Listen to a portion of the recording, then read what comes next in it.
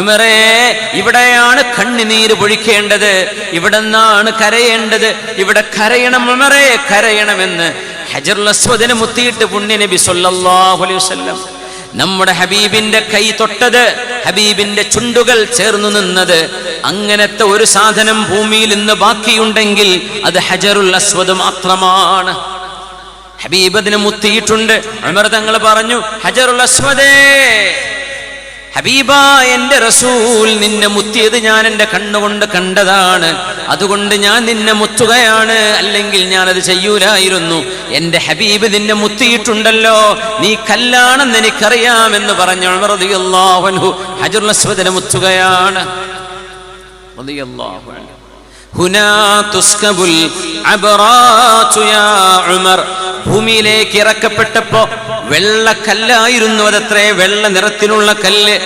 ആ കല്ല് ആരൊക്കെ അതിനെ ചുംബിക്കുന്നുവോ, മുത്തുന്നുവോ, തൊടുന്നുവോ അവരുടെ ദോഷങ്ങൾ അത് വലിച്ചെടുക്കുകയാണ്. സൗവദത്ഹാ ഖതായ ബനി ആദം.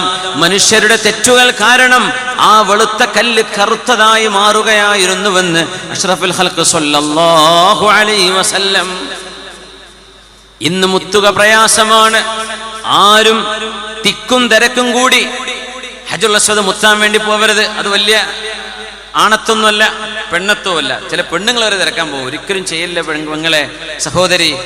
പുരുഷന്മാരുടെ ഇടയിലൂടെ തിക്കും തിരക്കും കൂടിയിട്ട് പെണ്ണുങ്ങൾ ഹജറുൽ അസ്വദ് മുത്താൻ. എന്താണ് അവിടുത്തെ അവസ്ഥ? ഹജറുൽ അസ്വദ് മുത്തല് സുന്നത്താണ്. ഒരു മുസ്ലിമായ മനുഷ്യനെ വേദനിപ്പിക്കൽ ഹറാമാണ്. ഇങ്ങനെ ഹറാമാണ്.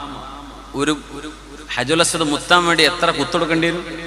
എത്ര ആളുകളുടെ നെഞ്ചുവേദന ഉണ്ടാവും? എത്ര ആളവിടെ വേദനിക്കുന്നുണ്ടാവും? കയ്യൂക്ക് കാണിക്കേണ്ട സ്ഥലമല്ലത്, അല്ലാഹുവിനറിയാം. അപ്പൊ പറ്റൂല. അതുകൊണ്ട് ദൂരെ നിന്ന് കാണുമ്പോ ബിസ്മില്ലാഹി അല്ലാഹു അക്ബർ, ആ കൈ അങ്ങ് മുത്ത. ബിസ്മില്ലാഹി അല്ലാഹു അക്ബർ, ബിസ്മില്ലാഹി അല്ലാഹു അക്ബർ. തവാഫ് ഇങ്ങനെ നടക്കുമ്പോ ഓരോ റൗണ്ട് പൂർത്തിയാകുമ്പോഴും കൂടുള്ളവരെ ചൊല്ലിത്തരാറില്ല, പറഞ്ഞോളൂ, കൈ ഇതാ ഹജറുൽ അസ്വദ്, കൈ പൊക്കിക്കോളൂ, ബിസ്മില്ലാഹി അല്ലാഹു അക്ബർ. അത്ര മതി. തിക്കും തിരക്കും കൂടി ആളുകളെ ബുദ്ധിമുട്ടാക്കിയിട്ട് ഒരിക്കലും ചെയ്യാൻ പാടില്ലാത്തത്. പലർക്കും അറിയില്ല. മുത്തല് പുണ്യമാണ്, ഞാൻ ഈ പറഞ്ഞ പുണ്യമൊക്കെ അതിനുണ്ട്. പക്ഷേ ഹറമിൽ വന്നു നിൽക്കുന്ന മുഅ്മിനായ ഒരു മനുഷ്യനെയും അതിനു വേണ്ടി വേദനിപ്പിക്കാൻ പാടില്ല, നോവിക്കാൻ പാടില്ല. അപ്പൊ അത് ചെയ്യരുതെന്ന് അവിടെ ചെയ്യേണ്ടത്. അവിടെ തവാഫ് ചെയ്ത് പോന്നാൽ മതി.